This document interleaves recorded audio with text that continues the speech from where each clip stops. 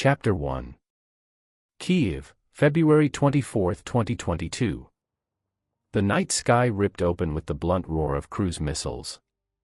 Windows shuddered, glass cracked, and the ancient city felt like it was inhaling fire.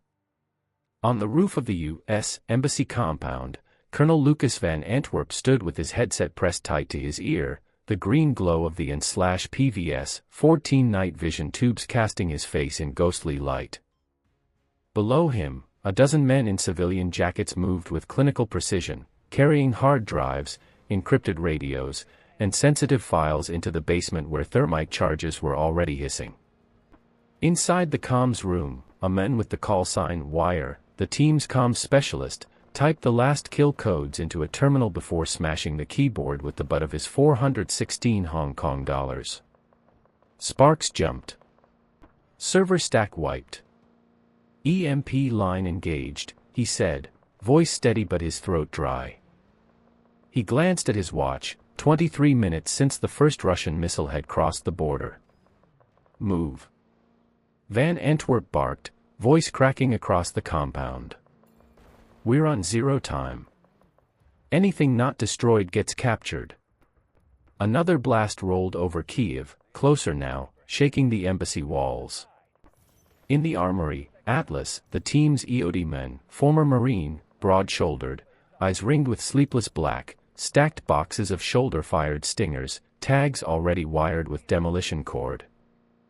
He checked his timer, then looked at his commander. 60 seconds on this lot. We won't get a second chance. Do it, Van Antwerp said, eyes fixed on the smoke curling across the city skyline. The basement filled with acrid smoke as thermite burned through sensitive radios, reducing circuit boards into glowing slag. The smell, burnt plastic, hot metal, was the smell of a nation pulling its footprint out before the wolves closed in. Upstairs, the medic, doc, guided embassy staff into armored SUVs, their eyes wide, faces pale under the flicker of headlights. Civilians, analysts, and a handful of case officers, the last Americans still in Kyiv. On the embassy roof, Hawk, the sniper, scanned the black skyline with a Leupold Mark V scope, mounted atop his suppressed Scar-H. His voice was low, calm, in everyone's ear through the encrypted and /PRC 148-bit radio. Movement. 3 clicks east. Convoy, mixed civilian and military. Could be Russian recce, could be locals running. Can't confirm ID. Ignore unless they cross the wire, Van Antwerp replied. Our ROE is zero engagement. We don't start World War III tonight. Roger, Hawk whispered. The sound of distant artillery rumbled like an approaching storm. Inside one of the armored SUVs, Ghost, the team's drone operator, unpacked his kit, a RQ-20 Puma folded into a civilian duffel, alongside 2 Switchblade 300 loitering munitions.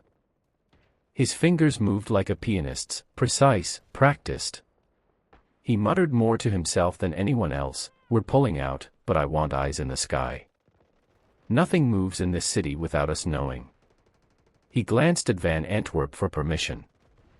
A curt nod came back. Within seconds, the Puma was on the roof, wings snapped into place, nose camera glinting in the NVG's eerie light. Launching in 30, Ghost said. The tiny drone catapulted upward into the black. A screen inside the SUV lit with grainy infrared, burning apartment blocks, civilians running in scattered knots, the first tracer fire beginning to stitch the horizon. The convoy began to roll out. 5 vehicles, 3 armored, 2 nondescript land cruisers with fake NGO plates. The embassy gate blew open, not from an explosion but from controlled charges the team had planted themselves. No one was coming back here. Wire's voice cut through the comms. Comms with Dragon base in Poland still green. Encryption solid. But chatter on Russian channels is heavy, they're already hunting SBU sites inside Kyiv. They're pushing fast. Van Antwerp exhaled, tasting metal in his mouth. He looked at his men, Atlas tightening his plate carrier, Hawk adjusting his scope, Ghost bent over his feed, Doc whispering reassurance to a trembling embassy analyst, Wire rerouting signals on the fly. They were ghosts already, their civilian jackets hiding full battle rattle underneath, Ops Corps helmets, plate carriers with Ukrainian patches for cover, rifles broken down and hidden under coats. Green berets in name, deniable shadows in practice. The convoy took a sharp turn onto an unlit road, engines humming, tires crunching over broken glass. Kiev's skyline burned behind them. Ghost's drone feed flickered as it caught a Russian Iskander missile arcing overhead before slamming into a fuel depot 2 miles away. The shockwave rocked the SUVs. Everyone inside flinched, except Atlas, who grinned like he'd seen worse in Helmand. Point of interest, Ghost murmured, marking a Russian staging ground on his feet where trucks clustered under camouflage nets. Passing to Dragon. His tone was cold, mechanical. Copy, Van Antwerp said. But our mission's not to hit back tonight. It's to live. He felt the words in his chest like a weight. His men were killers, trained for action, but tonight their role was to vanish. Survival as strategy. Then Hawk's voice, sharp, tense. Contact. 2 clicks out. Gridlocked traffic on our exit route. Civilian cars, but heat signatures in the tree line. Possible ambush. The convoy slowed. Silence fell over the comms. Engines idled low, exhaust white in the frozen air. Every man's finger brushed the cold steel of his weapon. In that suspended second, under a sky tearing itself apart, the war in Ukraine wasn't some geopolitical abstraction. It was here, in the dark, waiting, breathing, deciding if tonight was the night the shadows stepped into open fire. The convoy crept forward, night vision lenses glowing, rifle safeties flicked off under coats. The Green Berets moved not as trainers or diplomats but as what they had always been meant to be, partisan ghosts behind enemy lines, carrying a nation's secrets on their shoulders. And somewhere in that tree line, invisible eyes were already watching. The safe house sat above a bakery that still opened at dawn, as if the war were a rumor that hadn't reached the ovens. Flour dust drifted in the stairwell like fog. The team filed into the second floor flat through a back door, one by one, the last of the embassy escorts peeling off toward the Polish border. Inside the safe house the furniture had already been pushed against the walls. A laminated map of Kiev was taped to the window with blackout panels pinned around it. Someone had marked intersections with wax pencil, stay away, good sight lines, probable checkpoint, and next to those notes were little stars, each one a place where you could buy a new life for the price of a name. Wire unfolded a collapsible dish no larger than a pizza box and set it near the window, turning it until the green LED blinked like a heartbeat. Link up, he said. Dragon base online in 5. He took off his gloves and flexed stiff fingers, knuckles raw where they'd met cinder block. Ghost plugged the Puma's receiver into a rugged tablet. The drone still circled high over the district, its infrared camera scanning for patterns, convoy staging, antenna farms, the heat haze of idling tank battalions. Doc brewed black tea on a camp stove, the smell of tannins and gas filling the room until it layered over the yeast and sugar hanging from downstairs. Van Antwerp stood at the map with a grease pencil poised above a white circle drawn around the center of the city. He didn't speak for a long moment. When he finally did, his voice was low, conversational, a teacher asking for the class to settle. 2 tasks, he said. Tonight we verify evacuation of our last diplomatic tail. Tomorrow we switch to partner support. New tasking flows through Dragon. He drew a line out of Kiev, west to a border crossing, then north again. We hold to ROE. We are deniable. We do not paint our own targets. We do not shoot unless it is survival, or unless I say otherwise. Atlas sat on a crate of medical supplies and checked the tension on his plate carrier straps. Copy deniable, he muttered. Meaning, if we get caught, we're tourists with creative luggage. Exactly, Van Antwerp said. He capped the pencil. The dish blinked green in steady rhythm. Wire tapped his headset. Dragon base has eyes. Patching. The rug on the floor hit a hard line that ran under the wall and into a closet. Ghost had found it earlier, a cable buried years ago, rerouted by the landlord or the last set of ghosts who'd lived here. Now it carried a trickle of bandwidth that might as well have been blood. The tablet flashed a login. Wire's fingers typed a passphrase and a second screen came to life, grainy video, a NATO map overlay, a clean voice speaking from 100 kilometers away with perfect unaccented English.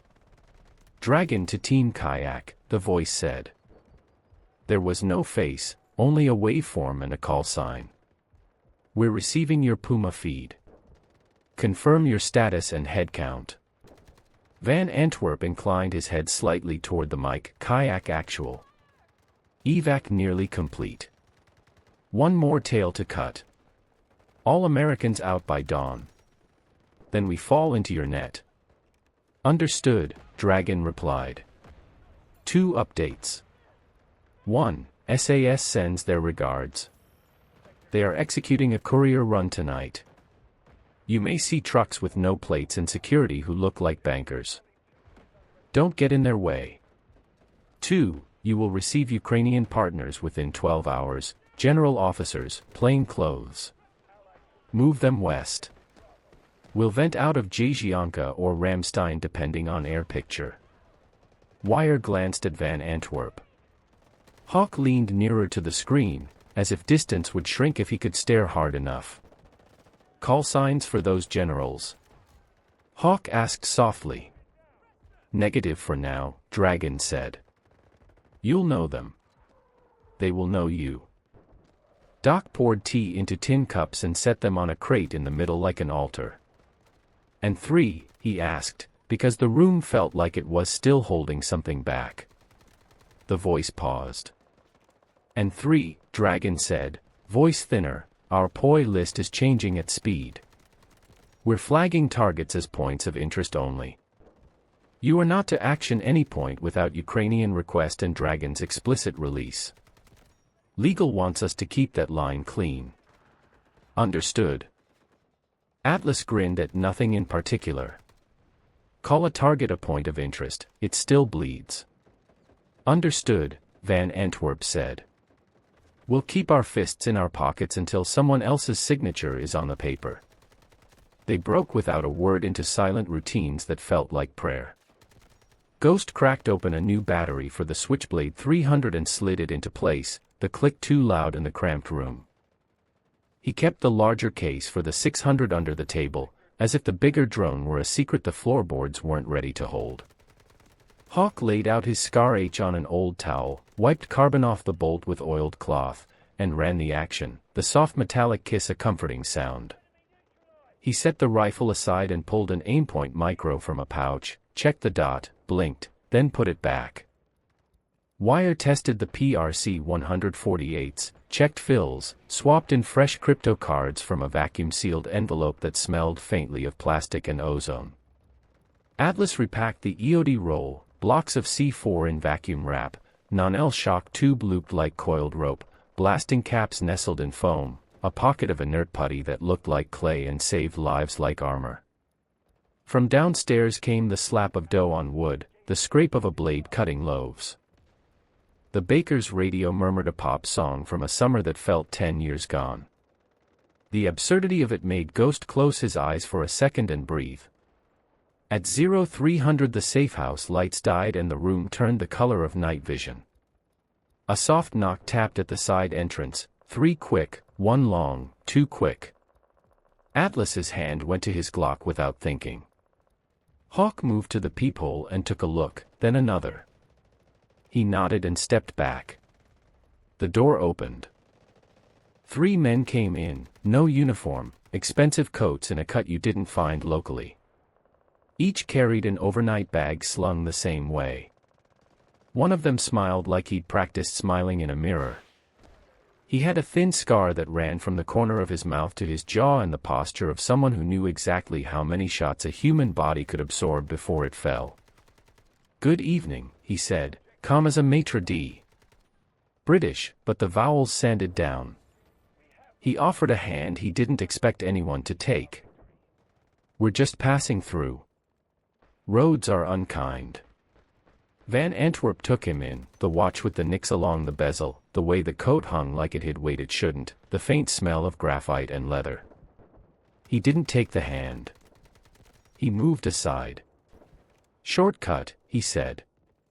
"Kitchen's through. Mind the flour." The Brit chuckled without teeth. "Always do." He gestured, and a shadow moved through the stairwell, the convoy they'd been warned about. No plates, security in civilian layers that somehow made them stand out more. The second man, taller, set a black case on the floor and glanced at Wire's dish, then away so casually it was almost polite. "We'll be gone in 10, he said. "If we collide with you, it's unlucky." "Copy unlucky," Wire answered, deadpan. It made the tall man's eyes crease briefly. As they passed, Ghost watched their hands, the way the leadman favored his right, the flash of callus across the base of his thumb, a shooter's signature. Hawk noticed the bulge under one coat that wasn't a pistol. Atlas smelled CLP oil and wool. Doc saw, in the posture of the last man in line, the stiffness in his left ankle, old injury, an angle that had never quite healed straight. They were gone within 9 minutes, the stairwell swallowing them, the safehouse breathing out when the last footstep faded. Van Antwerp checked the time. "Showtime," he said softly to nobody. At 0340 the door tapped again. This time it wasn't a pattern. It was frantic, the small animal sound of a hand that had lost rhythm to fear. Atlas opened the door with the chain still on. A man's face turned into the slice, cheeks raw with cold, eyes bright with too much wakefulness. He was in plain clothes. He carried nothing conspicuous except gravity. A second figure stepped into view behind him. The first man said in Ukrainian, very formal, "We're expected," then switched to English without an accent. "We're late." He looked past Atlas to Van Antwerp and his gaze stopped moving. Recognition runs two ways. "Inside," Van Antwerp said. Atlas took off the chain. They came in without drama. No bags. No guards. Just two men who fit the description in the one way that mattered. They made the air feel heavier. They didn't give names. They didn't need to. The younger of the two, broad shoulders under a cheap coat, had a hand that kept drifting to his breast pocket and then stopping. Habit. The older one had farmer's hands and the eyes of a man who'd spent too many nights staring at a map until the map stared back. Wire poured tea and pretended it was hospitality. Ghost shut the door and slid the bolt with a sound that made everyone glance involuntarily at the hinges. Hawk stood just off the window, a dark shape with a hunter's patience. Doc put a med bag where everyone could see it. "We move you west," Van Antwerp said. "Non-attributable transport. We have 2 routes. One fast and obvious, one slow and survivable. Your call." The older man looked at the map as if measuring his own breath against the distance. "We take the slow one," he said. "Obvious is for TV." "Copy," Van Antwerp said. "You'll ride in the back of the bakery van. Flour sacks. You'll sneeze. I'm sorry in advance." The younger man's lips twitched. "We'll manage," he said, and his English had that particular dryness that made Atlas like him instantly. Dragon's voice crackled in their ears. "Kayak, we show spikes on Russian SIGINT near your district. Likely FSB advance element probing for SBU nodes. Tiger teams, 2-vehicle signature. Recommend dust off in 5.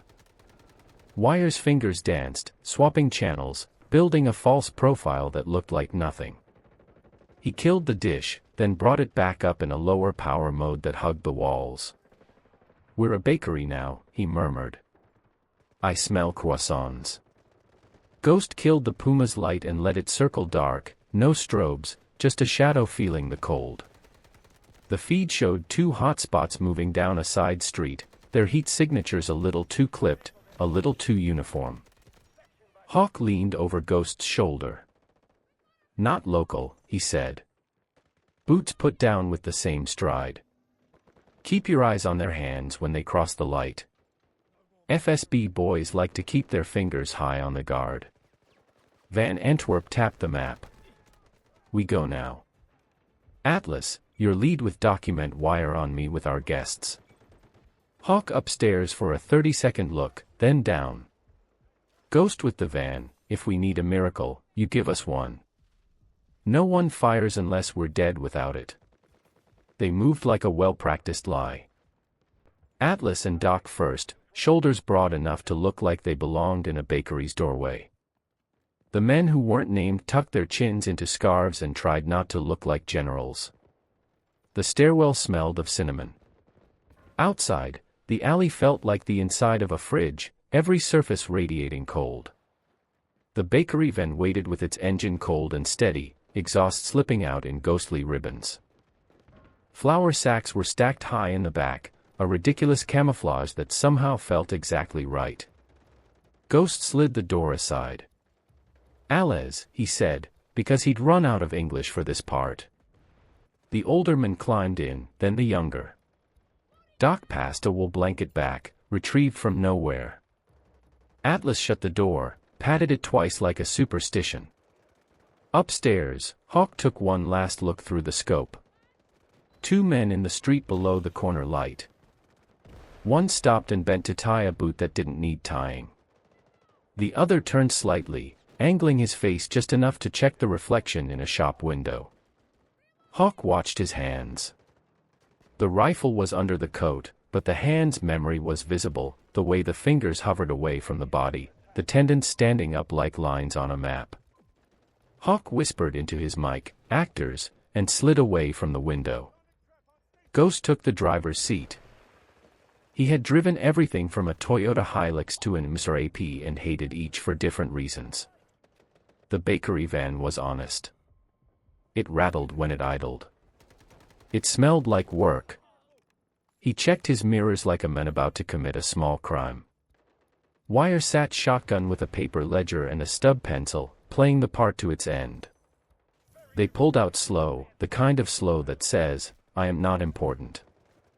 In the rearview mirror, Ghost saw Van Antwerp walking at the curb with Atlas, both carrying crates that looked heavy but were mostly empty, a piece of theater for any watching eye, delivery men moving through a warlike gravity.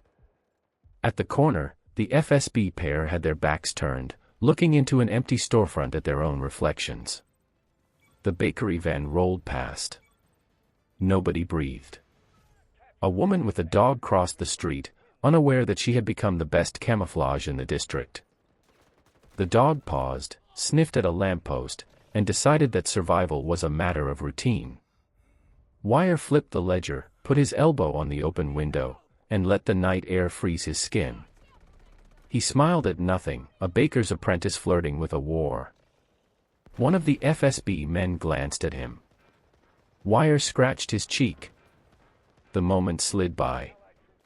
They made two turns, then a third, the city closing around them like a fist loosely curled. Ghost kept the speed at 25, the RPMs low enough not to announce themselves. In the back, the flour sacks whispered with every bump. The older man coughed once and turned it into a sneeze, and everyone who heard it felt a ridiculous wave of relief. "Kayak, you're green," Dragon's voice said. "Next contact 2 kilometers west. Pivot on Poddle. Bridge status unknown. If it holds, you're home. If not, take the tram line. It's ugly, but it moves." Van Antwerp walked beside the van until the alley widened into a street, then tapped the panel twice, "Go." He and Atlas peeled away toward a second rendezvous that existed only if anyone looked too closely. Doc fell back to the tail, watching for shapes that didn't belong to night. At the foot of the bridge, they saw headlights, too many of them, smeared by frost. Ukrainian police had set up a checkpoint using concrete barriers and the carcass of a bus. Civilians queued. A generator thumped. Someone had hung a sign scrawled in marker, "No photos, no questions." Ghost eased the van into the line and let his hands go slack on the wheel, the picture of a man bored at work. A policeman walked up and shone a light into the cab. His eyes were red with fatigue. He looked younger than Wire, older than Ghost, exactly the age where a man hasn't yet decided whether to be afraid of dying or of living after. "Papers," he said. Wire offered the ledger and a delivery chit with a stamp that would pass any glance. The policeman glanced inside the back, saw flour, saw sacks, saw what he expected to see. His beam lingered on Wire's face a half-second too long. "You're not from here," he said gently. "From Lviv," Wire answered in rusty Ukrainian. "Cousin is sick. I bake while he drinks." The policeman's mouth flickered. "Lucky cousin," he said, and handed the papers back. He moved the barrier aside with the weariness of Atlas pushing a bomb cart. "Go with God." Ghost drove onto the bridge. The van's tires hummed over frozen asphalt. The city spread on either side like a map that had caught fire at the edges. In the back, under flour and wool, two men who were not supposed to be there lay still, listening to the rhythm of the engine like it could tell them the future. Halfway across, Hawk's voice came over the net, quiet but tight. "Kayak, eyes up. White van at your 6, lights off, rolling too clean. Not police. Not civilians. They like you." Ghost checked his mirror. Nothing obvious. Then he caught it, a shadow where no shadow should be, a vehicle keeping distance perfectly, too perfectly.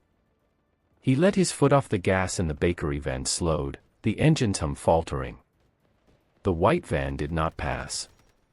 It slowed too, like a dancer keeping time. "Options?" Wire asked without turning his head. "Keep moving," Van Antwerp said from somewhere behind them on a parallel street, voice even. "If they want you, they'll announce. If they don't, they're just writing down your name." "Be nice to have a miracle," Ghost said softly. "Miracles are for people with good lawyers," Atlas replied, and Doc snorted once, humor short and sharp. They rolled off the bridge. The white van took the opposite lane at the last second and glided past like a ghost seeing its reflection. For a heartbeat, Ghost saw the driver, face pale in the instrument glow, hands at 10 and 2, a posture that said his weapon was between his knees.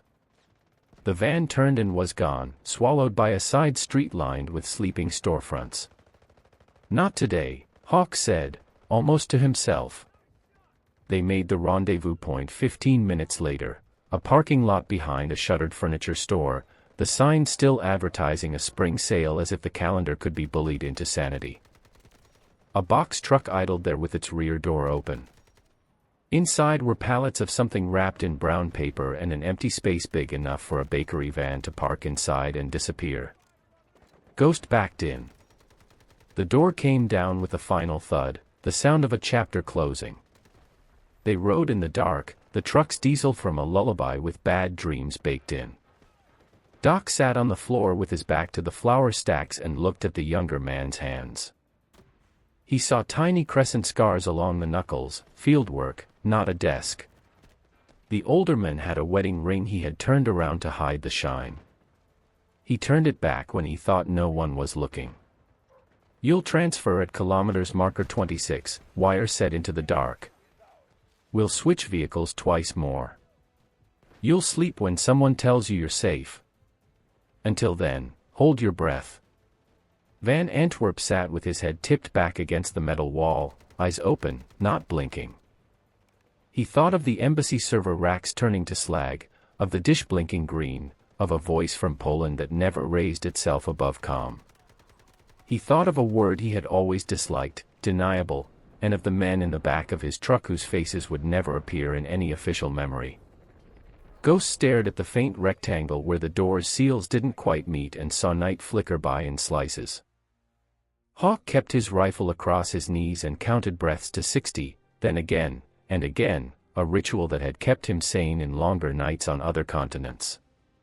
Atlas checked the shock tube ends and recapped them, a habit that had saved him once and would again. Wire mouthed the phonetic alphabet under his breath like a prayer. Doc listened to the engine and thought about the human heart, how it will beat until it doesn't, and how every beat is both a promise and a threat. The truck turned left, then right, then left again, a choreography designed to flee pattern. When it stopped, the door lifted and Winter rushed in. A different driver with a different face waved, eyes not meeting theirs, a man doing a job inside a job. They moved. The night received them. The bakery van stayed behind, flour drifting in the empty air like a fading contrail.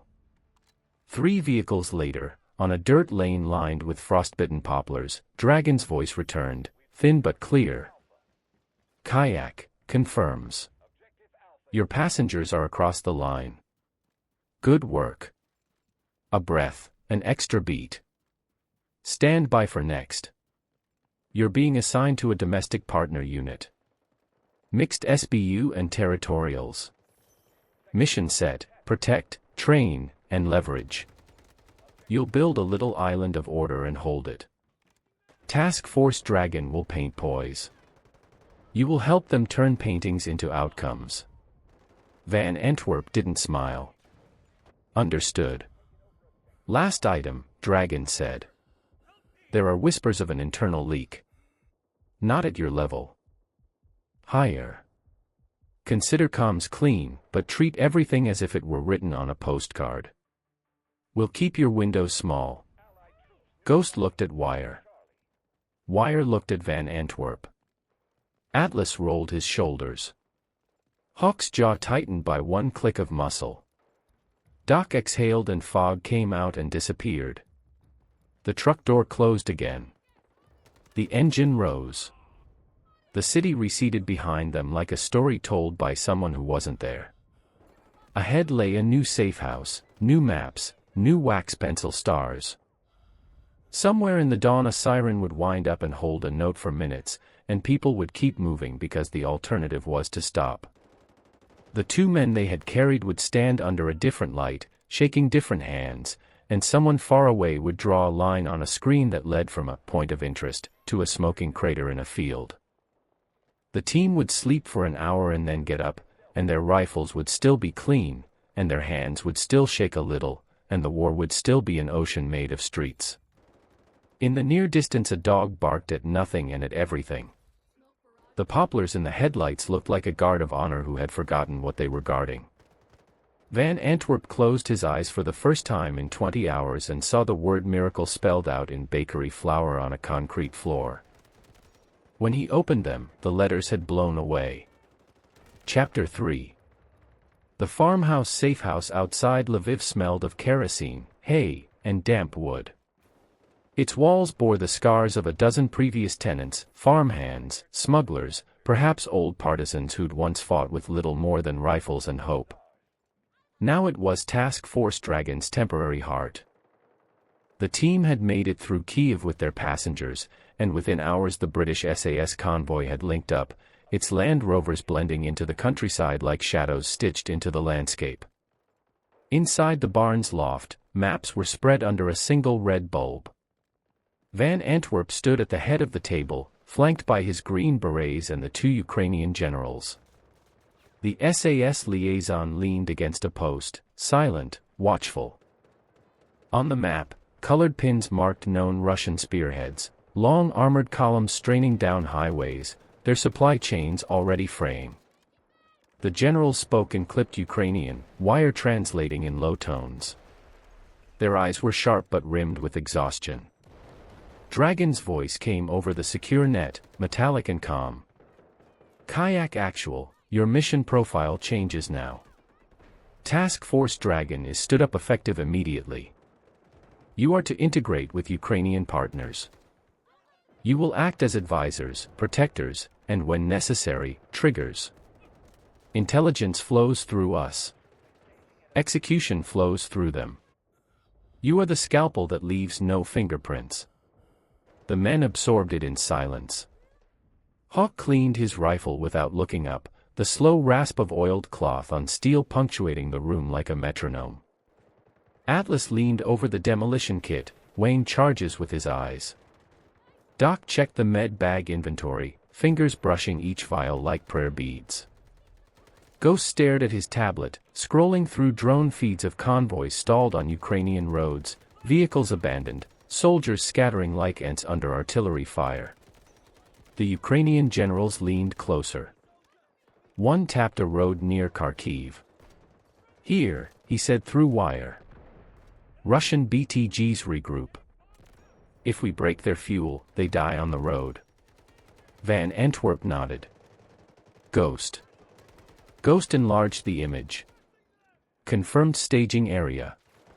Trucks with POL, petroleum, oil, lubricants, lined up under tree cover.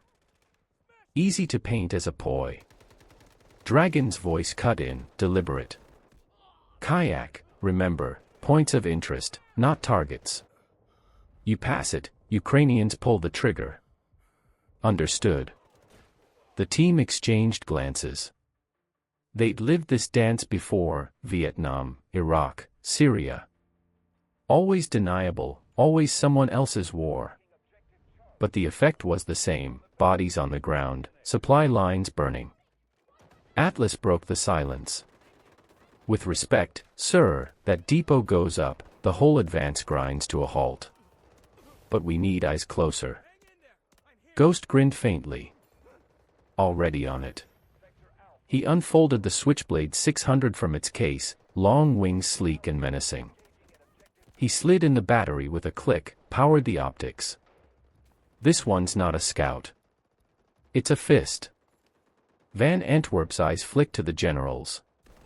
They said nothing. Their silence was its own approval. The next 12 hours blurred into motion. The team rehearsed loadouts, checked their kit against the mud and frost.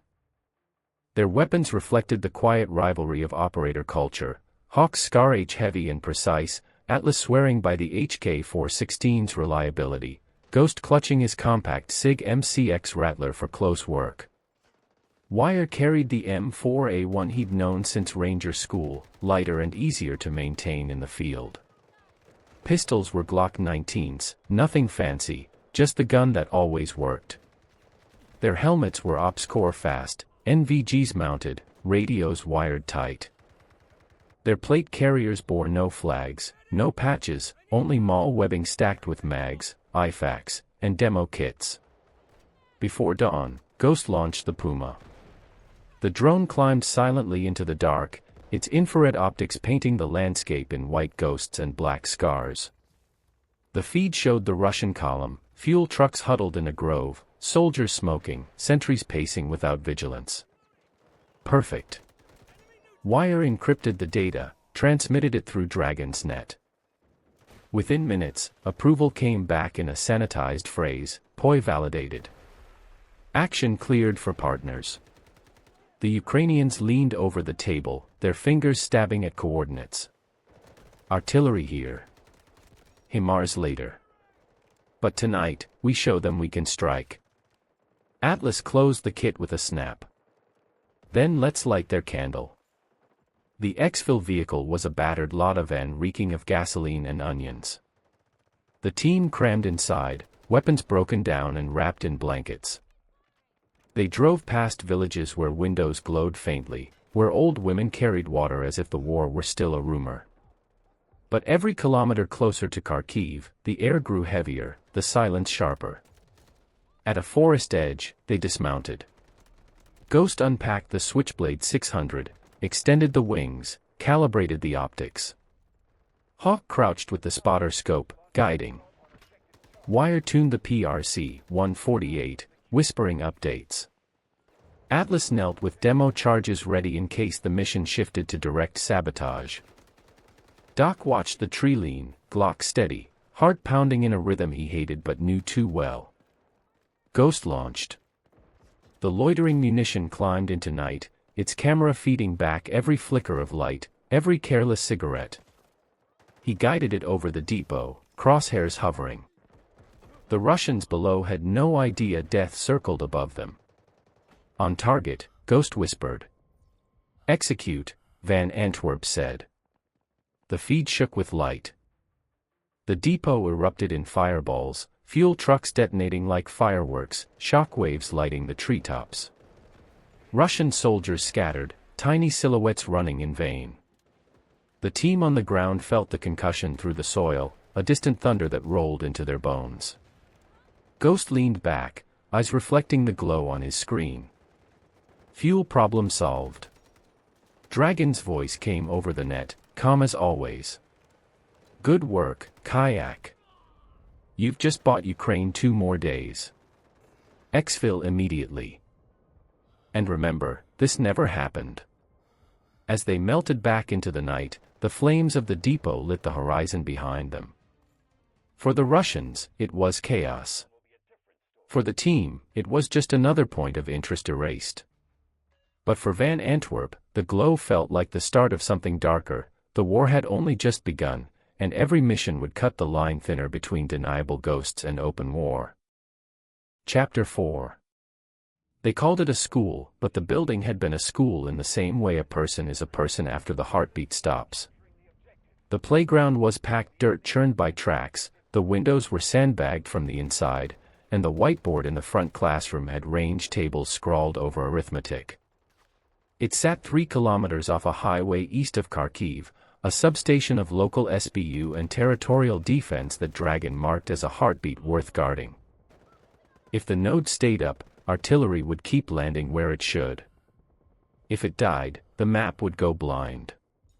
Van Antwerp's team rolled in at last light in 2 battered sprinters with stickered side panels advertising plumbers and parquet floors. The gate swung on creaking hinges. A territorial defense kid in a mismatched uniform lifted the barrier with mittened hands, teeth clenched against the cold. He stared as the men stepped out, civilians at a glance, but the posture gave them away, weight centered, eyes moving, hands empty but ready. Inside, the ground floor smelled of oil, sweat, and plywood. A generator throbbed in a side room. Wire followed the sound to a comms closet. He ran a hand over the rack, consumer-grade routers repurposed for wartime, an ancient patch panel, a tangle that would give a signals officer hives. He exhaled through his nose and began the liturgy he knew by muscle memory: kill fluorescence, move the relay away from the window, duct tape light leaks, swap in a clean handheld as a local bridge. I can harden this, he said without looking up. You'll lose 2 bars and gain 2 days. On the second floor, Hawk pushed open a classroom door and walked into a shooting lane. The chalk dust smelled like rain. He set his Scar H on the sill, scanned through broken blinds, and mapped sectors with his eye. He called out bearings to Atlas, who paced with a measuring tape like a carpenter deciding where to set the beam. If they come, they'll come along the drainage ditch, Hawk said, or they'll do what I do, cut the lip of the football pitch and try the boiler room. Atlas tapped the wall with his knuckle. This concrete wants to hold. I'll set teeth on the boiler access. Slow them, not kill them. We're not here to turn the school into a mausoleum.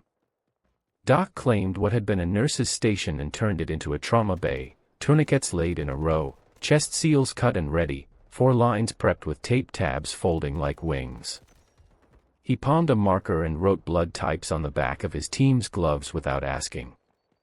When it goes loud, he said to the 2 territorial volunteers who'd followed him like ducklings, your job is not to be brave. Your job is to bring me people who still have a chance. Ghost unfolded a Skidio X2D on the back stairwell and let it climb the stairwell shaft until it perched above the roofline like a curious bird. Through the tablet, the world became a grid of edges and heat. He painted patrol routes for local eyes, boxed out dead ground, marked where a man could hide and where he would die. I can put the Puma up too, he told Van Antwerp, but the wind's chewing. She'll drift. Hold it, Van Antwerp said. We keep the high kite for when we need to see over the horizon. Save your battery for when the horizon comes here. The Ukrainian captain in charge of the node joined them at the chalkboard. He was 30 and looked 50, his hair buzzed to hide the places it had gone. He tapped a fingernail against the window on the street map. Wagner probed the bakery 3 nights ago, he said. They walked in like they were cops. We made them show paper. They showed us bullets instead. We answered. He lifted his chin toward the coat rack, where a torn plate carrier hung like a molt. We held. But they'll be back with big brothers. ROE stays tight, Van Antwerp said. You hold your ground. We stay in the walls. If they breach, we break contact and protect the node. We're here to keep you talking. If this becomes a kill house, we've lost. And if it becomes a funeral, the captain asked. Doc recapped his marker. Then you'll be talking while I'm working. Night fell like a curtain drop. The generator's rhythm seemed to get louder as the temperature bled away through cracks in the window frames. Wire came up from the closet, wiped dust off his palms onto his jeans, and handed the captain a laminated card with frequencies and simple contingencies printed in block letters. If you hear this tone, he said, you're not talking to us. You're talking to someone who wants to sound like us. You cut to this channel and say 7 words, we only bake bread on Sundays now. If the voice replies with, copy, save me a slice, it's us. If it doesn't, you shut up. The captain nodded and slid the card into his chest pocket without a glance, as if directions for staying alive were a receipt you'd deal with later. At 2300, Ghost sent the Skidio along the ditch line. The tablet showed cattails shivering in the wind and the tobacco glow of a man's cigarette 30 meters out. Hawk saw it too through thermal and put a dot 3 inches to the left of where a face would be if a head lifted. Not ours, he said. Mirage? Van Antwerp asked. No, Hawk said. Discipline. That cigarette wasn't for nicotine, it was for timing. He smoothed his tone. They're measuring our reaction. Wire muted his mic and swore in a language that wasn't his. He checked the fills on the PRC 148s again to calm his hands. Dragon, kayak, he said when he could taste his own voice again, we have ghosts on the fence line. Request you widen poi net 2 clicks east. Dragon's reply came after a heart that stretched too far. Kayak, acknowledged. Poi net widened. You're lit on our board. Keep your windows small. The first probe came at midnight, a pair of silhouettes along the pitch, moving with athletic arrogance, daring someone to shout. No one did. Hawk let them get to the boiler room bulkhead before he whispered, now. Atlas's remote charge cracked the concrete skin, and the bulkhead hinges screamed, then hung wrong like a broken jaw. The silhouettes flattened, stunned. They weren't dead, that wasn't the point. They were now men at the bottom of a funnel they didn't know they had walked into. Territorial defenders racked their rifles and didn't fire. Discipline held. The second probe was smarter. A drone the size of a dinner plate hovered just beyond the floodlight's glare, its little eyes winking. Ghost brought the Skidio up and out, letting the cameras dance a courtship until the two crafts almost touched. Then Ghost led it away like a matador, down into the drainage ditch, under a culvert, where the Earth ate signals and the little thing got lost, stalled, and settled onto muck. Ghost smiled without joy. That's one less eye. At 0140, Doc's radio gave a mewling tone that wasn't on any of Wire's cards. He looked at the display like it had insulted him. We've got a bleed on local net, he said. Someone's keyed up our civ channel and is asking for bread. Wire's head snapped around. He put his ear to the speaker as if his own bones were a better antenna. The voice on the line was a woman's, middle-aged, hoarse, the perfect sample you'd use if you were trying to sound like no one. Is the bakery open? It asked in Ukrainian. My son is hungry. They said this place has food. The captain made to answer. Wire put a hand on his wrist. Don't, he mouthed. Is the bakery open? The voice asked again, a hint of urgency on the wrong syllable. Van Antwerp took a breath and let it out slowly. We need to move civilians now, he said to the captain quietly. Anyone without a rifle goes out the back and keeps walking until they find morning. The captain's mouth tightened. Everyone who can walk has already walked. Anyone who's left is here because they don't have a choice. A shape slid along the fence line, then another, then 10, like shadows gaining mass. Hawk's voice was a wire drawn tight. Contact east. 2 squads, maybe 3. They're about to do bad math with their lives. Hold, Van Antwerp said. We're not here to start. We're here to make sure they can't finish. A minute stretched until it snapped. The first suppressive fire hit the facade, short, precise bursts that stitched the windows where a head might be if a head were stupid. Territorial defenders replied, adrenaline making their fingers heavy on triggers. The air filled with green tracers and flying chalk. Atlas ducked into the stairwell, slapped a palm-sized charge onto the side wall, and pulled back a wire that ran under the baseboard into the boiler room. He looked at Van Antwerp and raised an eyebrow. The question was simple, when? Only if they breach, Van Antwerp said. Ghost slid onto his stomach in a classroom and pushed the Switchblade 300's launch tube out into the night air like a telescope. He checked the wind with a finger, as if the old sailor's trick would tell him how electrons flew. He whispered to the tablet and the small, angry thing in the tube woke up with a whine. The camera snapped on and turned night into video. He found the platoon-size shape forming in the ditch, men with helmets without patches and rifles that didn't come from conscription lockers. Wagner, Ghost thought. Or men who wanted you to think they were. Either way, their posture told the truth, they expected to take a building quickly. He launched. The Switchblade rose like a bat leaving a cave, then flattened into a predatory glide. He had 30 seconds of flight and one decision to make. He found the squad leader by the way he pointed, the way 2 men glanced when he moved his hand. Ghost put the crosshair on the man's shoulder because he wanted him to fall into the others, wanted bodies to tangle, wanted a human pile to absorb shock and time. He thumbed the trigger. The tablet flashed white. Downrange, meat and metal erupted. The squad folded inward, the ditch now full of pieces, chaos replacing math. Nice, Atlas said softly, and meant it like you say nice when someone tucks a sheet and makes a bed you'll need too soon. The response was immediate, a ripple of rockets, and not our rockets, arced from somewhere in the dark and slashed into the second-floor facade. The school shuddered. Plaster dust fell in tired sheets. A window frame kept trying to be a window and decided it didn't need to be. Doc threw himself across a territorial kid and took 2 boards in his back that would be bruises by breakfast.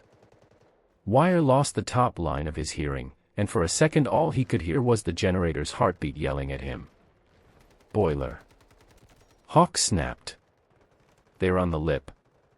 Atlas didn't ask again. He thumbed the clacker.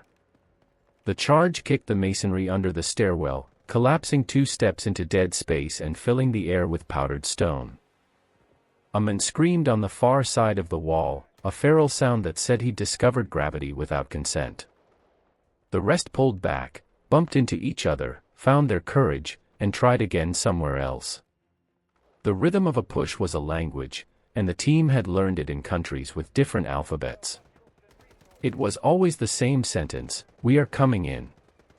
The answer was always the same too, "Not tonight." Dragon, kayak, Wire said through a hiss that was finally not his own head. "We are still black on artillery. Any partner batteries awake?" The reply came not from Dragon but from the Ukrainian captain's radio, a man whose voice sounded like coffee poured over gravel. "We are awake," he said. "Give us a point of interest and we will make it an outcome." Ghost took the Skidio up again, not trusting the high kite in the gusts. He slid the drone along rooftops, over the stump of a bell tower, until he found what his gut told him would be there: 2 pickups with launch rails bolted crudely into their beds, parked under cover of a half-collapsed bus stop. A man with a headset held a tablet too big to be a toy. Ghost got a frame of the license plate on instinct and laughed at himself for the habit. He marked the grid with his thumb and sent it. "Poi painted," he said. "Bus stop with teeth." 2 minutes later, the night opened 15 degrees brighter, and the bus stop became shards, and the pickups turned into modern art. The man with the tablet was nowhere Ghost could see. He allowed himself 1 second of satisfaction, then remembered how quickly night grows back. The push stalled. Then it didn't. 3 figures ghosted the fence, not like infantry but like cops. One had a different gait, an economy that whispered training. FSB, Hawk thought. Or men who grew up wanting that patch badly enough to earn it. They used the chaos along the pitch as a decoy and hit the side door by the cafeteria. The lock stuttered in protest and then decided it had done its duty and stopped. 2 steps inside, a third figure reached a hand into a pocket like he was taking out a wallet. Atlas shot first. The men folded. The second fired from the hip and stitched a vending machine that had survived 4 wars and finally died. The third threw something that hit the floor and rolled. Wire didn't think, he booted it back across the threshold.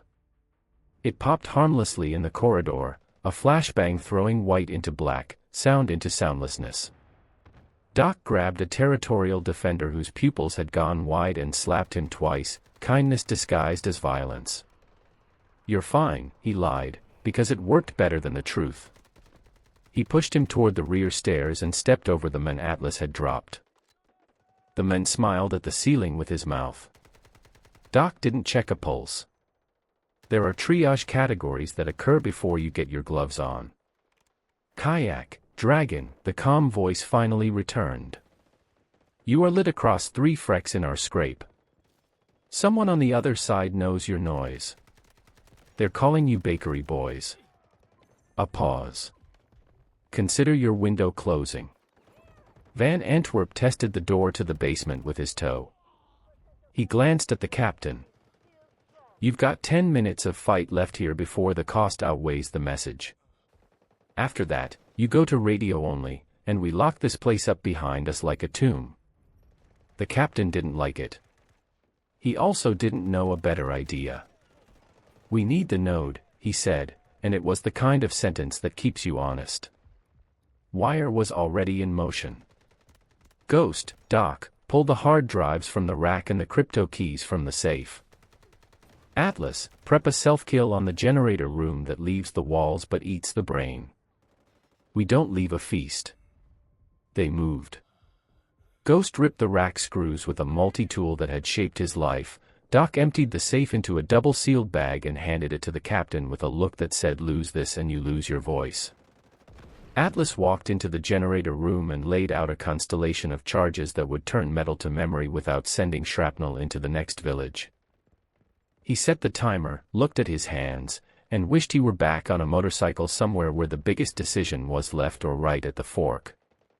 On the second floor, Hawk watched 2 figures set up a tripod across the street, a glint of optics. He settled the scar into his shoulder, let his breath find its rhythm, and pressed. The first man's head blossomed into mist. The second man jerked and ran. Hawk didn't fire again. He wasn't writing an essay. He was signing a form. "Time," Wire said. 30 seconds. The captain keyed his local net. "All units, break contact. Back stairs. Leave the front for ghosts." The corridor filled with feet. People became shapes carrying the weight of their own names. Doc counted heads by habit and came up with 3 more than he'd expected, which is the kind of math that makes you forget you're tired. The last out were Atlas and Ghost, the timer in Atlas's pocket ticking like a pet cricket. The team hit the alley just as the generator room transformed into thunder and light. The building shivered, found itself, and settled into a new silence. The node, if anyone asked, had never existed. The school, if anyone remembered, was still a school. They moved in a ragged wedge down the alley, heads low, rifles higher. The night tasted like copper. A white van nosed into the mouth of the lane, the same model as last chapter of their story, as if an author were lazy. It idled, lights off, then blinked once, twice, the wrong rhythm for the wrong night. "Not ours," Hawk said. The van's side door slid back. A man leaned out with a weapon that didn't belong in a van. Ghost didn't wait. He fired the last Switchblade 300 from his hip like a bad idea and guided it with his thumbs like a prayer. The little missile took the shortest path between two sins and kissed the van in the chest. The engine screamed, the hood buckled, and smoke blew out as if the vehicle had exhaled for the first time in years. The man's weapon clanged to the pavement and went quiet. The team didn't wait to see if anyone else had a better plan. They cut through a playground, past a merry-go-round that had learned patience. Wire threw an RF decoy the size of a candy bar into a trash can, and for the next hour something that wasn't them would be very interesting to the wrong ears. Doc felt his calf cramp and told it to behave. Atlas looked back once and saw the school framed against the sky like a sketch someone would ink later. Hawk counted the seconds since the explosion and smiled to himself at the spacing of the sirens. You can tell a city's habits by when the sirens arrive. They made the vehicle rendezvous in a loading bay behind a supermarket whose shelves had remembered what hunger looked like. The driver lit a cigarette without asking and ground it out without finishing, a man with rituals he couldn't afford. The team piled in, hard drives tucked under mats, keys inside a thermos, comms cards hidden where only someone who knew where to look would look. Dragon's voice crackled over Wire's shoulder like a conscience. "Kayak, we show you exfil green. Good work." Note, chatter indicates someone tipped your grid to a third party before the first shot. Might be lag, might be a leak. Treat your next safe house like a stage. Curtains closed, exits checked. Van Antwerp shut his eyes and saw flour on a floor again. "Understood," he said. "We'll change the script." The truck rolled. Outside, a billboard for a music festival that would never happen tilted into the wind. Inside, Ghost's hands finally shook and he let them. Doc let his head hit the metal wall gently, just once, so his skull knew where it was. Hawk took one breath for every life he thought he had not taken. Atlas checked his fingers for powder burn and found it under his nails. Wire looked at the captain and decided he'd trust him with his life again, which is the kind of decision you don't get to test twice. Near the ring road, a lone dog trotted along the median, tongue out, as if it had places to be. The city behind them glowed at the edges, making its own dawn. The team didn't speak. Somewhere, a list labeled "Points of Interest" changed by one line, and somewhere else, a mother woke and didn't know why, and in a room no one would ever see, a person with a headset wrote down a time and a place and a word, bakery. Chapter 5. The safe house outside Rivne was thick with cigarette smoke, the kind that clung to the walls and stung the eyes. The Ukrainians called it tobacco camouflage, a joke, but with a bitter edge. Unit 2245 sat in the dim light, their faces drawn, their rifles leaned against cracked plaster walls. They were ghosts already, men who carried no flags, no insignia, only death warrants signed in silence. Their commander, Colonel Chaplov, was a wiry man with a hollow stare, the kind you only earn after years of staring into the abyss. He'd been trained by CIA instructors since 2016, when Washington decided Ukraine needed a knife sharp enough to cut behind Russian lines. Officially, the Americans forbade them from carrying out assassinations. In practice, the orders were as porous as the borders they crossed. Chaplov slammed a dossier onto the table.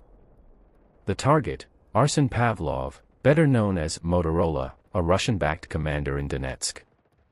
His photograph was paperclipped to the file, buzz-cut, smug smile, the face of a man who thought himself untouchable. "Tonight," Chaplov said, his voice gravel. "We remind Moscow that no man is beyond reach." Atlas, embedded with them as a liaison, said nothing. He had no authority to approve or deny. The CIA's standing order was clear: train but do not direct. Yet Dragon's voice, heard in briefings back in Germany, still echoed, "Don't ask how we know. Just trust the coordinates." And the coordinates always led to blood.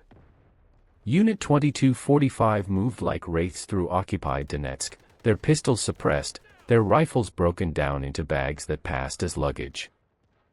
They wore civilian clothes, cheap Adidas tracksuits, worn leather jackets, armor against suspicion. Ghost provided overwatch from afar, his drone relaying Russian patrols on encrypted frequency. The operation was clinical. A garage rigged with explosives, pressure plates wired into a doorframe. Pavlov entered at dawn, his bodyguards trailing behind him, careless in the familiarity of their home turf. The blast ripped the steel door off its hinges, fireball consuming everything inside. Motorola was gone before his men could scream. News of the assassination spread like wildfire through Donetsk, Russian channels filled with fury. Moscow called it terrorism.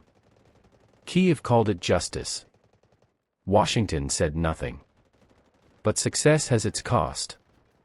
Weeks later, Chaplov was driving to a clandestine meeting with his CIA counterparts when his car erupted in flame. A Russian car bomb, surgical, precise, a message written in shrapnel. His men found nothing but twisted metal and ash. The Americans cut ties almost instantly. Dragon ordered a freeze on direct contact.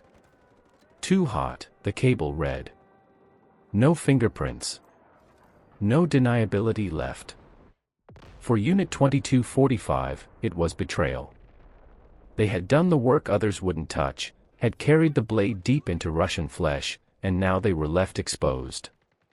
But they didn't stop. Instead, they turned inward, planning hits deeper inside Russia. Moscow cafes, highways, even the streets of the capital itself. Every strike pulled the war out of Donbass and into Russia's heart. Meanwhile, Task Force Dragon pivoted. Van Antwerp and his men were tasked with feeding Ukrainians the fire coordinates for Russian artillery emplacements. Their orders were cleaner, poise, intelligence packages wrapped in sanitized language. But they all knew what it meant. While Unit 2245 burned their enemies in garages and cafes, Dragon painted targets from satellites and drones, letting Ukrainian artillery finish the job. And yet, among the Americans, there was unease. Hawk muttered during one after-action debrief, "We're not training anymore. We're pulling the trigger, just one step removed." Doc nodded, staring at his hands. That step doesn't wash the blood away. But Dragon's mantra held firm: "Don't worry how we know. Just trust that when you shoot, it hits." And so the shadow war deepened, its lines blurred beyond recognition, operators, partisans, spies, and assassins all moving in the same darkness, bound together by targets that officially did not exist. They reached the logistics yard outside Kramatorsk before dawn, a place where broken forklifts looked like skeletons and pallets were stacked like dark cigarettes. Frost made everything glitter cruelly under the weak floodlights. The Ukrainians had hidden their launchers like guilty secrets, camouflage nets draped over civilian flatbeds, tarp edges pinned with bricks. The HIMARS crews wore mismatched uniforms and expressions of prayer. Van Antwerp's team filtered through the maze without a word, moving with the unhurried economy of men who knew exactly how long they had before the sky learned their names. Wire set his collapsible dish beneath a dark eave, angled it by feel until the green LED pulsed a heartbeat. He slipped on his headset and pulled the PRC-148 close, thumb hovering over a push-to-talk that now felt like a trigger. "Dragon, kayak. We are glassed in. Request current POI pack and time on target guidance. His voice had worn grooves into these phrases, they came out smooth and unthinkingly precise. Kayak, Dragon. POI pack uplinked. Priorities Basilisk, Alloy, Dovetail. Basilisk is a command cluster in a rail yard near Halyuka. Alloy is a mobile S-300 battery displacing west by 5 clicks per hour. Dovetail is a bridge segment with pontoon work underway. Ukrainian G2 confirms readiness. Your window is 8 minutes. We lose satellite angle at H+9. Ghost fed the coordinates into a laptop that bore the scars of 3 wars and a coffee spill. His fingers flew. On the thermal overlay, targets bloomed as hot smudges on a cold canvas, trucks idling, a tent glowing like a lung, the faint white thread of a generator's exhaust. He tagged Basilisk with a square, Alloy with a diamond, Dovetail with a triangle, because shapes were faster than words when rounds were already loading. Hawk stood beside a HIMARS rack with his gloved hand resting on cold metal, as if steadying an animal. He watched the crew, a spare, wiry man with a tattoo of a saint on his neck, a woman with chipped blue nail polish and the steady gaze of someone who'd stopped blinking during explosions years ago, a kid whose helmet rode too low and who repeated every order under his breath as if it might disappear if he didn't anchor it. Doc drifted behind them with a trauma kit slung low and light. Atlas checked the perimeter once, twice, counting fences and sight lines and exits, then stood still because stillness was sometimes the bravest thing. Confirm POI Basilisk grid, Wire said, and Ghost read it back with the crisp cadence of a pilot flaring for landing. The HIMARS commander scribbled it on a laminated card and snapped it to a lanyard, habit hardwired into fingers. Basilisk 1 round, Alloy 2, Dovetail 2, left toe right bracket, she said. Dragon, confirm release. Release authorized, Dragon answered. No drama. Ink on invisible paper. The loader locked the pods with a loud, satisfying clunk. The launcher's hydraulics whined and the nose rose like a dog scenting wind. 5 and holding, the commander murmured. Wire checked his watch, cursed the cold that made time feel sticky. Weather is decent, Ghost said softly. Thermal stable. No birds. Alloy's convoy slowed near a culvert, maybe a busted axle. We could pick their teeth with this. Stay unsentimental, Van Antwerp said without looking up. We miss because we start enjoying the view. In the 10 seconds before launch, the world held its breath. Even the generator seemed to drop a decibel. Hawk caught Ghost's eyes, Wire's jaw clicked, Atlas flexed his hand so the blood would be where it needed to be. Doc's mouth formed a soundless count, 3, 2, 1. When the rockets lit, the yard became daylight. The exhaust hammered their chests and the light was the sort that burns through eyelids. The pods exhaled, rails sparked, and the streaks went up, an arithmetic of fire writing itself across the low clouds. There's a kind of silence born only inside overwhelming noise, it fell on them then, a bell jar over a thunderhead. Ghost's screen showed 3 distant expansions, 3 small suns punching the map. A bright bloom on the rail yard, Basilisk cracking open like a rotten tooth, 2 blossoms along a tree line where Alloy had tried to sleep and failed the test, then the bridge segment Dovetail, the pontoon curling like a dying centipede as the shockwave lifted it and let it drop wrong. Effects on target, Ghost said, a ceremony as old as indirect fire. Copy, Dragon replied. Stand by for BDA. The HIMARS commander wiped a streak of soot across her cheek with the back of her glove, stared at nothing, and then let out the breath she'd left in yesterday. The kid grinned, fast and involuntary, then forced his face back to neutral as if joy might be counted as a fault. Hawk looked away, embarrassed for a second by a happiness that had nothing to do with him. Wire's headset ticked as satellites shifted. We're going to lose the fat pipe in 60 seconds, he warned. If you've got last words, choose them. Dragon, Kayak, Van Antwerp said. Repositioning launchers. Will be dark on this net until we find another hole in the sky. Understood, Dragon said. Kayak, note, Sigint shows increased chatter on a sideband you don't like. The word bakery is back. Treat your local nets as postcards. Wire killed the dish and coiled the cable neat. They're writing letters about us again, he muttered. I always wanted pen pals. They broke the yard down as if it had been a dream. The launchers rolled out onto a secondary road, tarp snapped back into place, Saint tattoos flexed, the blue nail polish flashed on a hand that waved once and turned into a fist gripping a grab bar. The logistics yard went back to being broken forklifts and pallets leaning like drunk men. The team slipped into a battered SUV that smelled of damp and gun oil and drove toward a safe house they hadn't yet memorized enough to be sick of. On the way, they passed a convoy of civilian cars stretching to a horizon that no longer believed in straight lines, hatchbacks with mattresses tied badly on top, wagons with dogs pressed to rear windows, an old Lada that smoked like it had swallowed a campfire. People stared at the SUV like it was a boat cutting through floodwater. Ghost looked at their faces and felt the guilt that comes from having purpose when others have only motion.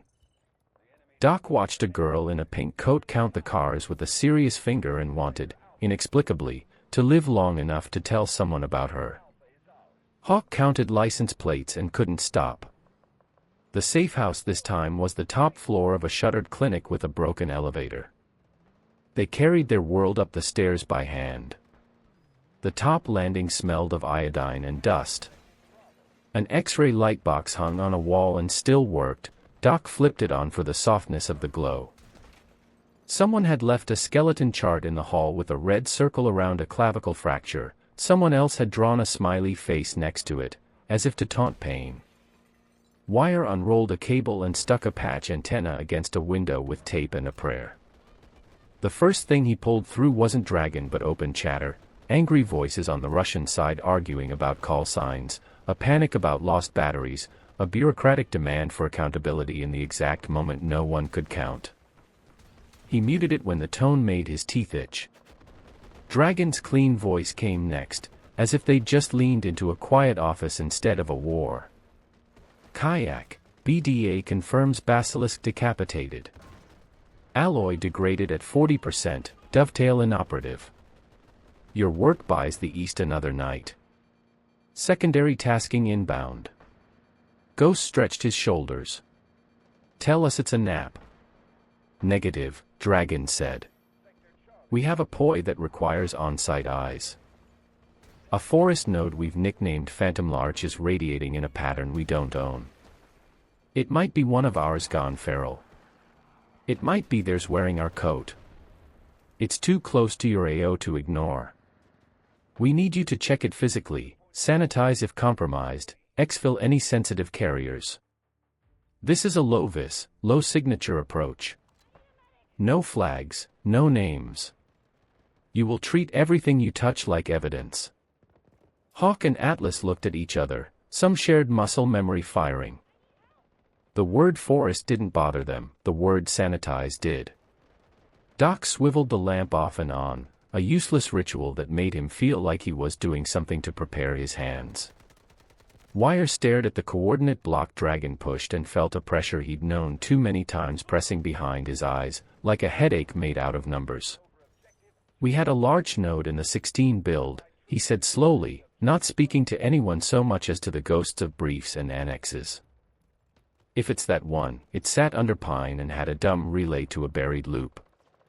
No one touches it without gloves you burn afterwards.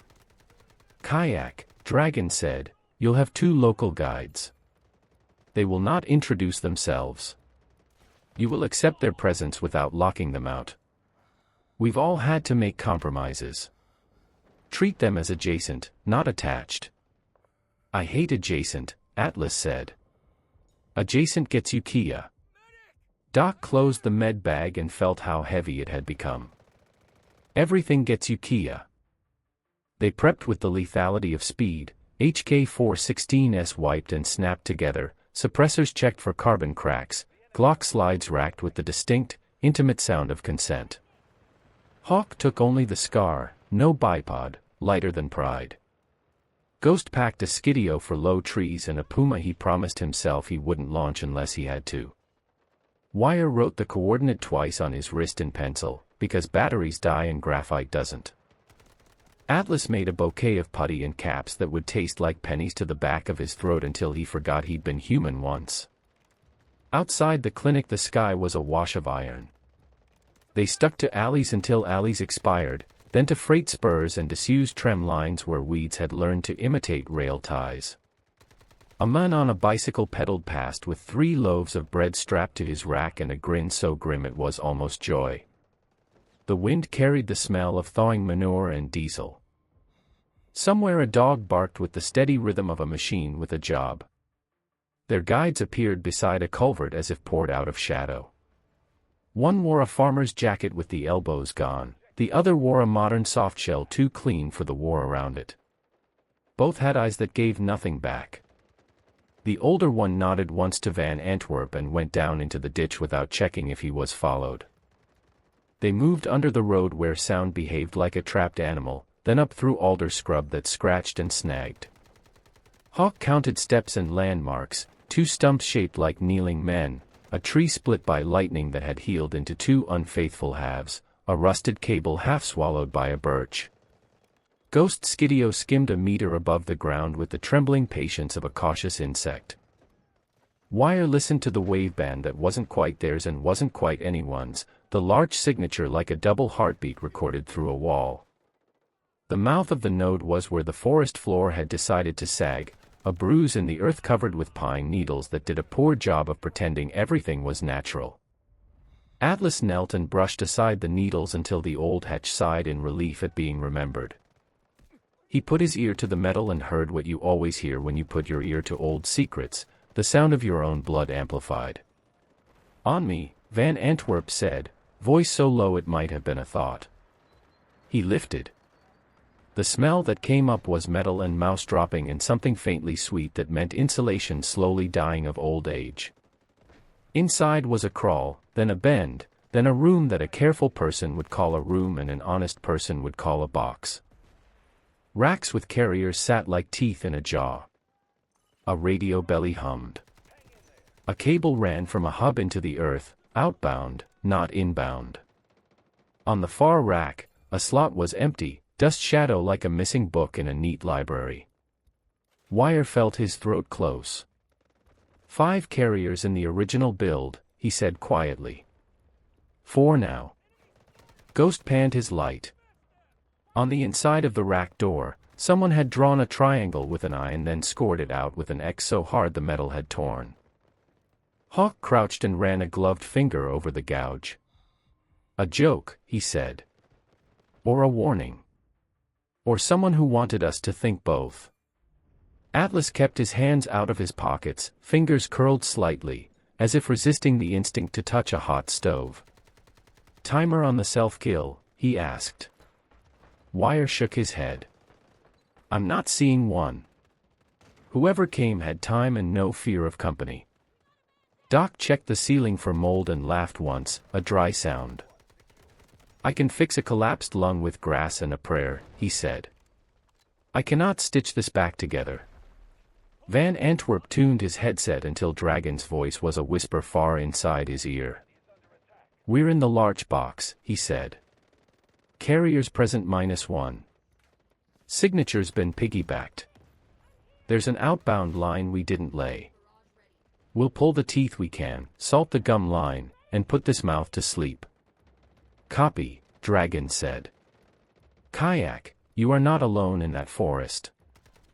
Ghost turned his Skidio's camera toward the hole and saw boots at the edge, 4 pairs, then 6, then the camera fogged with breath as if the forest itself had leaned in to look. Hawk's rifle came up without decision. Atlas palmed a detonator and looked at the wall as if the wall might tell him where to place the charge so it would madly love no one. The older guy didn't bother with theater. He looked at Van Antwerp with a kind of sadness only found in men who have been right too often. "We can't stay," he said. "Not without leaving a letter," Van Antwerp replied. Wire went to the first carrier and pulled it with a small, careful violence. Ghost grabbed the second. Doc took the crypto pouch and slid it into a chest pocket like a locket. Atlas pasted 2 charges at the points where cables had to pass through the hatch and ran cord to the bend. Hawk watched the boots multiply. In the hiss at the edge of his hearing he thought he could make out a word he'd grown to hate, bakery. 2 minutes, Atlas said. 30 seconds, Hawk countered. Split the difference, Van Antwerp said. 45. They backed out, hunched and crabbed, winter compressing the world to shoulder width. At the lip, the forest looked like a jury. The first man in the tree lean stepped forward in a coat too clean and boots too new. He held his weapon like it belonged in photographs. His face was the type you see in airports and on warrants, average made sinister by context. He smiled like this was a meeting. Van Antwerp recognized the type and lifted a hand in a gesture that meant many things in many languages. Index, the men said in flawless English, smiling wider. Index, index. Hawk shot him in the mouth because sometimes clarity is mercy. Ghost killed the light. Atlas thumbed the clacker. The charges blew in a tidy cough that made the earth jump without waking the whole valley. Pine needles fell in a soft rain.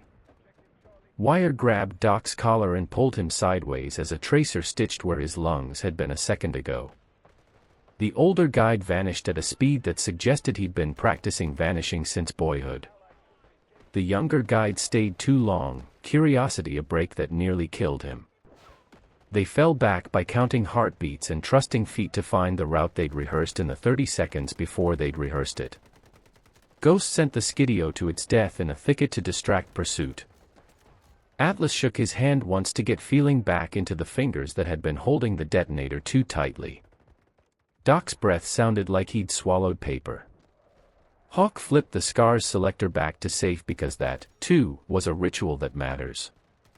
Wire checked the carriers twice while running and hated himself for doing it.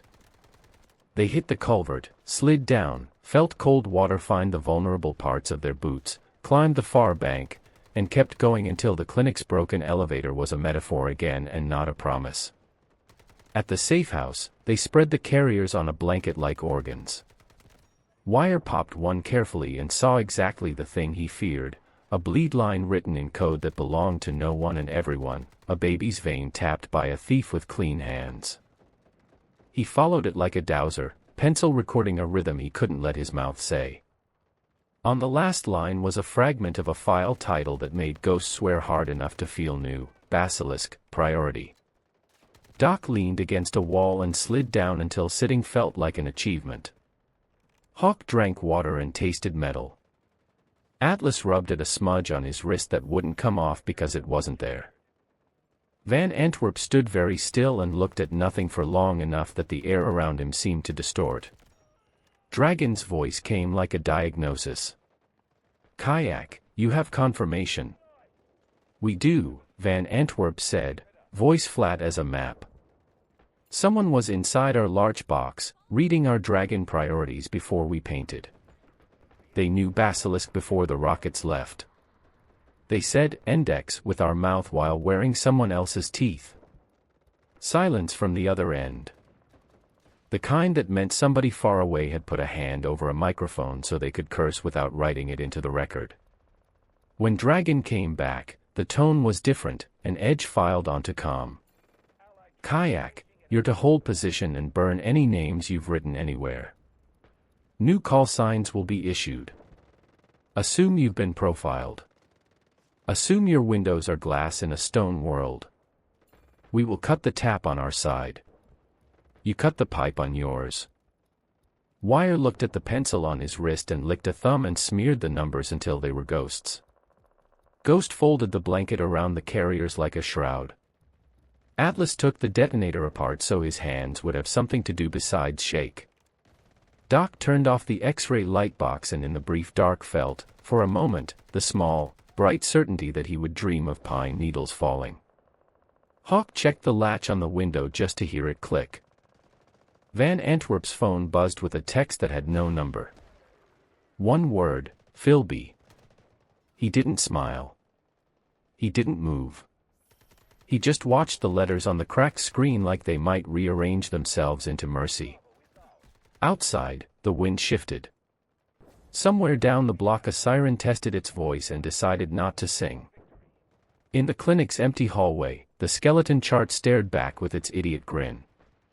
"All right," Van Antwerp said to the room that would never remember them. "We changed the script." And in the unseen places where maps are written, a list labeled points of interest moved one more name up by one place, and a hand that was not theirs reached for a pen.